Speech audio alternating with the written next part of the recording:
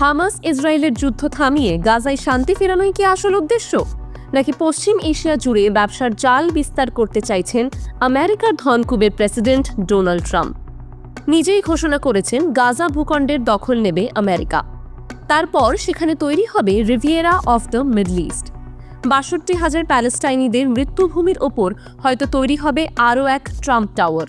ইসরায়েলের প্রধানমন্ত্রী বেঞ্জামিন নেতানিয়াহুকে পাশে দাঁড় করিয়ে ট্রাম্প জানিয়েছেন, গাজা থেকে পাকাপাকিভাবে সরানো হবে প্যালেস্টাইনিদের।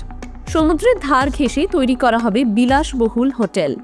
তিনি বলেন, আমরা যদি একটা ভালো জমি খুঁজে পাই কিংবা একাধিক ভালো জমি খুঁজে পাই, বহু অর্থ ব্যয় করে দারুণ কিছু তৈরি করা হবে। গাজার ওই পরিস্থিতিতে ফিরে যাওয়ার থেকে এটা অনেক ভালো। আমি যাদের সঙ্গেই কথা বলেছি, সকলের আমেরিকার এই পরিকল্পনা ভালো লেগেছে।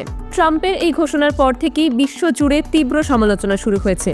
তার বক্তব্যের অন্তর্নিহিত উদ্দেশ্য বোঝার চেষ্টা করছেন সকলে।